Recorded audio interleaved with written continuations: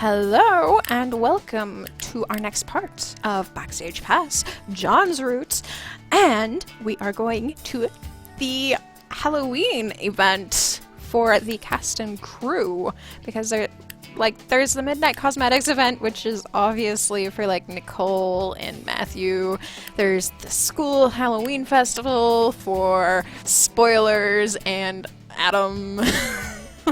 Okay, well, it's not actually a spoiler. It's basically, mostly Adam, but there's another character, and yeah. Or you could just stay at the dorms and be lonely. But that's sad. So we're gonna go to the cast and crew party. It would be fun to hang out with the crew off the clock. The atmosphere is always so serious at work. I'd like to relax with them for a bit. Okay, so we're gonna wear that, because we got that last time, and we're going to press OK here.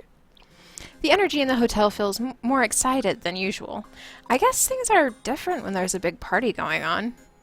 A small sign in the lobby informs me that the private party is taking place in the dining room. The hotel dining room is already filled with cast and crew members. Everyone I see is a familiar coworker, so I have no trouble navigating through the crowd. Excuse me. Even with all the costumes on, it's pretty easy to tell which people are crew and which are cast. Crew members wear simple costumes, and many appear to be gags of some sort. The cameraman dressed as a hot dog is throwing back drinks with a grip dressed as a pirate with CD glued to his shirt. Ha! Software pirate. Amusing. The actors, on the other hand, are dressed in extravagant costumes, tailor-made to fit. Most have chosen exotic or otherworldly creatures, mermaids, vampires, and fairies. A flash of light catches my eye near the buffet table. Oh my goodness, I'm being awkward. Okay, a flash of light catches my eye. Near the buffet table, I see a full suit of armor glint under the orange lights. Looks like John came dressed as Knight. I should probably say hi to him. I weave my way through the crowd toward him, but my path is suddenly cut off by someone dressed in a tattered cloak draped in bandages. The figure's face is covered by a mask shaped like a skull with deep scars carved into it. A bandaged hand shoots out from underneath the stained cloak and wraps smoothly around my waist. The dark figure pulls me closer and my heart begins beating wildly in my chest as my face draws nearer to the twisted mask. I feel my breath pick up, but this doesn't feel like a panic attack. I think I'm excited. That's good job, Sean. I honestly would be so freaked out. I'd probably just be pushing him away and Lloyd? A deep voice rumbles from underneath the mask. Guess again. My face flushes a deep red and I feel myself trembling as I stare into the mask's eyes. Beyond the scarlet lenses, I see a familiar glint. John? John lifts his mask, and even though his expression is mild, I can see a hint of mischief glow in his eyes. Good job, little wizard. You are cunning indeed. John, are you trying to kill Sean or something? Over my shoulder, I hear Lloyd snap at John in a tone that seems reserved for naughty children and misbehaving puppies. John releases me and my legs nearly crumble beneath my weight. It just seemed appropriate. No harm done, right? He winks at me and my pulse quickens again. Well, you did scare me a little, or a lot. He stares at me thoughtfully, then bows his head. My apologies, little wizard. My move was meant only in jest. Lloyd walks up to John, and for the first time I see that he's the one I saw earlier, clad in Knight's full regalia. Regalia? I'm just gonna go regalia there. I probably should have guessed that. John wouldn't put on that armor again unless he had to, but Lloyd probably thinks dressing up this way is hilarious. Lloyd throws an arm over John's shoulder with a metallic clink. You should at least tell her what you're dressed as. You're the mask of the Red Death. It's from the short story. Both men freeze and stare at me curiously. The one where that prince tries to escape the plague of Red Death by holing himself up in an abbey and having a costume party while all his subjects outside die. One of the partygoers wears a mask that looks like a Red Death victim, but when he's confronted about it, it's discovered that no one's underneath the mask. Everyone at the party dies from the disease in the end. Lloyd and John continue to stare. What? I read things. Lloyd cracks a smile first. He claps me on the back, clinking a bit in his armor each time. Why are you so amazing? I'm not sure I understand the question. Lloyd and I had a wager going over who would figure out my costume first.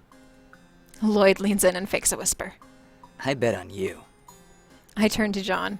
Who did you bet on? Well, that's a secret now, isn't it? I look at Lloyd questioningly, and he shakes his head. Sorry, no spoilers. Now, if you'll excuse me, I must mingle. My people need me.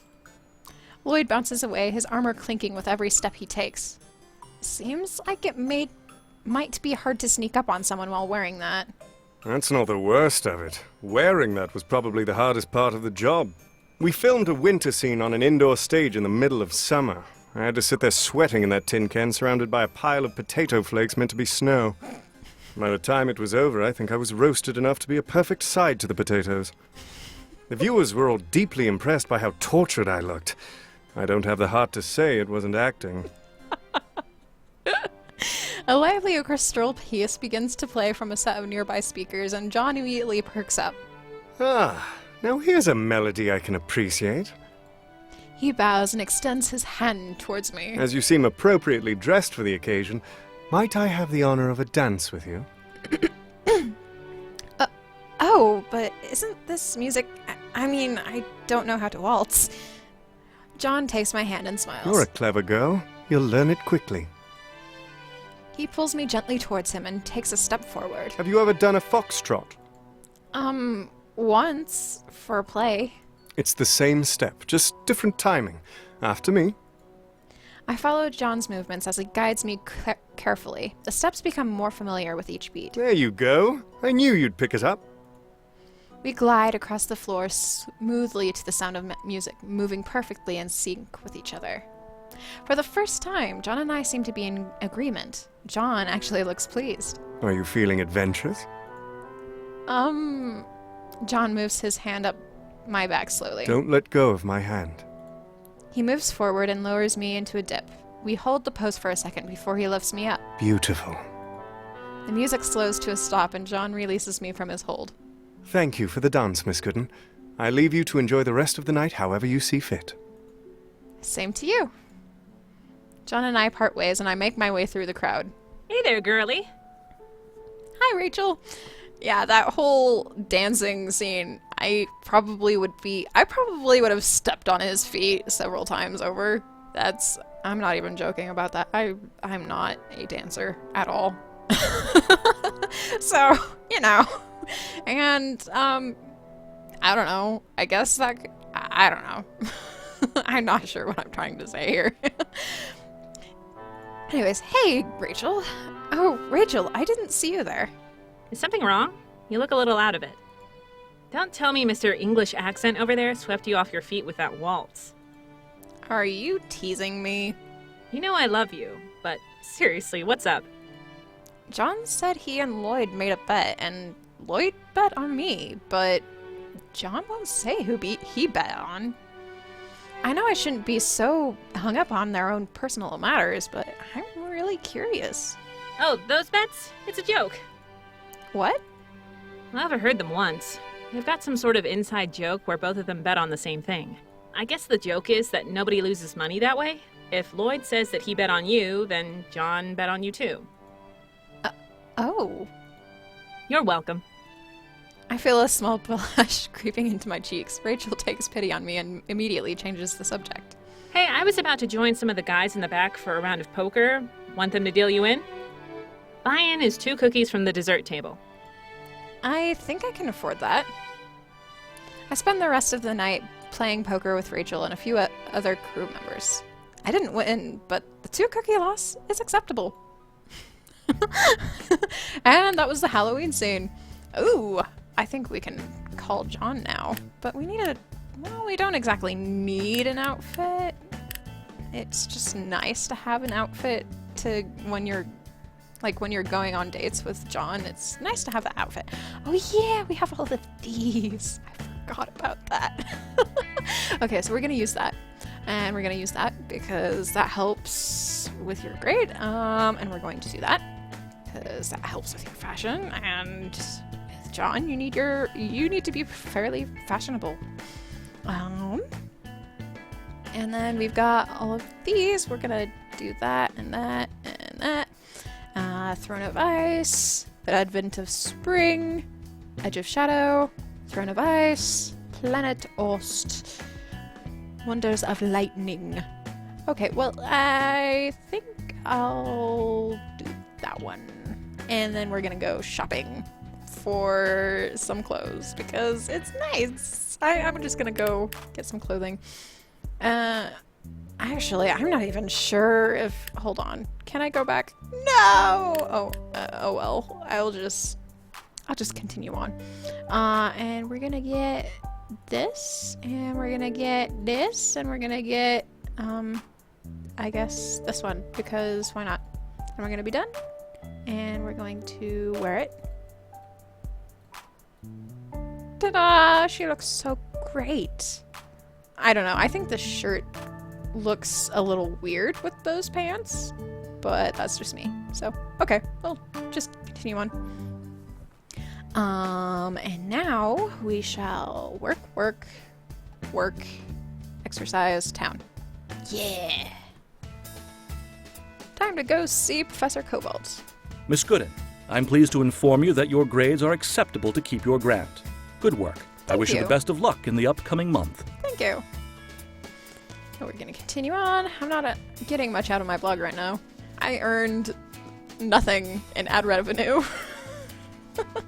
It's great. Adam nearly runs me over as I attempt to exit my class. Whoa! He breaks and teeters on his toes for a split second before regaining his balance. Sean! Sean! What's wrong? John. Adam points out the window. It's snowing! What? Really? I whirl around and focus my gaze outside the window. Sure enough, small flecks of white flutter down from the sky. We run into the window and gaze out at the tiny crystals floating towards the ground. I've never seen snow before. It's really pretty. Let's go outside! Adam dashes out the door without waiting for an answer. I find him outside trying to catch snowflakes on his tongue. This is fun. Ah, first snow. That's always fun. A few other students pass us and giggle when they see Adam. Enjoying the first snow of the year? Professor Merida, probably, it's actually Meridia, but, you know, whatever. Professor Meridia approaches, an amused smile on her face. Yes! Adam inspects the ground and frowns at the sight of snowflakes melting away at the instant they contact the pavement. How come it's melting? See how sunny it still is? The ground isn't cold enough for the snow to remain frozen. Don't worry. In a few days, the weather will have ideal conditions for the snow to stick. Stick? When the snow stays frozen on the ground and begins to pile up, we say it's sticking. Yeah, well, keep in mind, these two kids are island kids. They have not seen snow in their life. The most they've probably seen is, like, ash. She chuckles. You two have never seen snow before, have you? Not exactly a common sight in Hawaii, honestly. We've seen volcanic ash in the air. Does that count? I just barely just explained this. I must be remembering more than I thought. Well, enjoy this as much as you can. Some of the students from up north probably don't think anything of it. Why? This is the most amazing thing ever! Adam spins around with his arms outstretched. Just be careful. The roads can get dangerous once the snow begins to stick. This is very true. Will do. Thank you, Professor. You two take care. Yeah, I live up north So... Hey, girly. Interested in our lottery today? Not today. No. No thanks. Bye. But like, I live up north, and so, like, Good work today. gets colder. And we get a lot of snow up here, actually, so, you know, it's fun.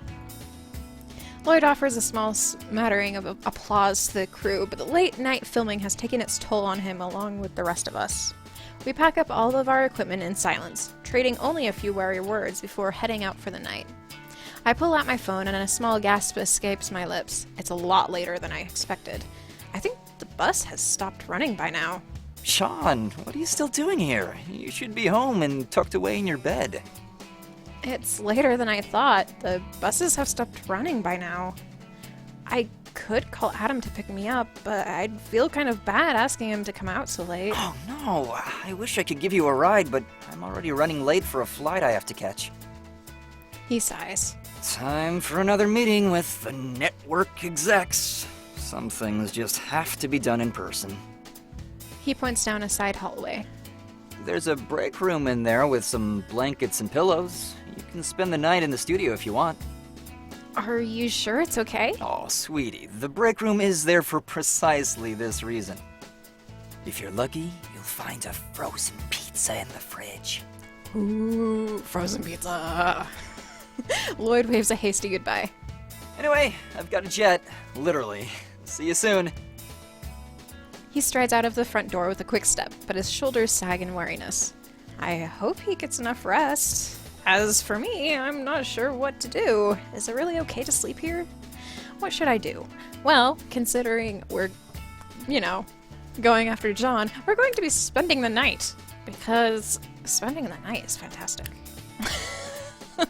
I guess. I don't know. That probably came out worse than I thought. But, you know, whatever. This studio is so far away, it really isn't worth it to bother Adam this late. Besides, spending the night here can be like a mini adventure. Yes, adventure! I make my way down the hallway, trying to ignore the overwhelming silence. This will only be a horror movie if I want it to be, but the echoing of my footsteps certainly doesn't improve the mood. A door at the end of the hall bears a simple printed sign. Break room. I don't see a printed sign. I grab the handle and give it a twist. The door opens with a click and swings in silently. Hello? My voice is barely a whisper as I call into the dark room. To my relief, no monsters respond. I flick the light switch and the lights flicker on. Oh! Sprawled across the couch lies John. His feet are kicked up on one of the couch's arms and his arm hangs lazily over the edge of the couch. His face is hidden by his hat, but I'm pretty sure he's asleep. John? I approach him quietly and kneel beside the couch. His chest rises and falls in an even rhythm. He's not so terrible when he's asleep. In fact, he almost looks normal. I poke him gingerly, but he doesn't respond. Definitely asleep. Now I'm tempted to steal his hat and see what happens. Oh, you sneaky Sean. I lean forward and grasp the edge of his hat with my fingertips. Okay, be gentle. A soft snore escapes his lips, and I stifle a giggle. Enjoying the view, little wizard? It's stifle, not stifle. But, yeah, you know. John? I jerk back and fall on the ground. I thought you were asleep. John lifts his hat enough to peer at me from under the brim. A hint of a smirk plays across his face. Now, what on earth gave you that idea? What are you doing here? Same thing as you, I wager. Spending the night. No, I mean, I assumed you'd be going to that big executive meeting with Lloyd. My presence is not required. Director business. So why didn't you go home? John sighs and stretches his legs. I'm more than a little exhausted. Thus, driving in this condition isn't terribly clever. And what brings you to this humble corner? The buses have stopped running, and I don't want to bother Adam. How considerate. It's hard to tell from his expression whether he's making fun of me or not. Is there a cot or something in here I can sleep on? His eyes twinkle with mirth and a grin spreads across his face. You're not that young, are you? What? I jest. There's a Lilo in the closet over there, but you can use the sofa. No need. I'll be fine. With a fluid motion, John leaps to his feet and bows with a flourish. Now then, my lady. What sort of knight is foolish enough to banish a young wizard to the floor? Before I can protest, he strides to the closet and pulls out a folded air mattress. Are you sure about this? He kneels on the floor and attaches the mechanical pump to the mattress. I'm already doing it, am I not? I've never seen John look so tired before. His face looks paler than usual, and his eyelids droop wearily. But even in his tired state, he's being polite enough to do this for me. Thank you. He looks at me puzzled. For what? For letting me sleep on the couch. Ah, He nods and his head bobs sleepily under the weight. think nothing of it. I spy a stack of bedding in the closet. Here. I offer John a blanket and pillow before selecting a set for myself. Much obliged. He waits patiently as the mattress inflates before he spreads out the blanket. I sit on the edge of the couch and watch as he readies himself for bed. He lies down and turns his head toward me. You plan to keep a vigil over me? No, I just wanted to make sure you're okay. He smiles wearily. There's no need to worry on my account. Off to bed with you. Yeah. I curl up on the couch and pull my blanket over my over my shoulders. By the way, John murmurs almost under his breath. good work today. I shut my eyes and smile gratefully. Thanks, you too. By the time I wake up the next morning, John has already left. The mattress, blanket, and pillow have been returned to the closet. A lone slice of toast sits on the counter with a note. It's all I could find. Apologies. I finish the toast quickly, return my own bedding to the closet, and I head out to the bus stop. It's not long before a bus arrives to take me back to campus. That whole thing, I would be really... I'd be super awkward. I'd just be like, I can't sleep. I honestly would not be able to sleep in that situation. It's not exactly that a person was there, I guess he wasn't really watching, but it's not really the fact that he was there. It's more of, it's a place unfamiliar to me, a place that I don't usually sleep in. I'd just be awake all the time.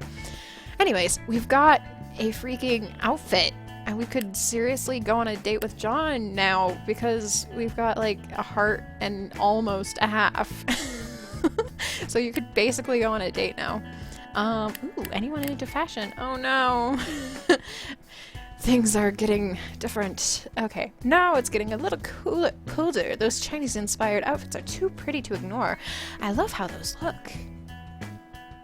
Yep. I won't be wearing those. I'll be wearing classy stuff. Anyways, since this is like 23 minutes now, we're going to end this video here. Have a wonderful weekend. Well, if it's the weekend when you're watching this, have a lovely week as well. And we'll see you in the next episode. So, bye!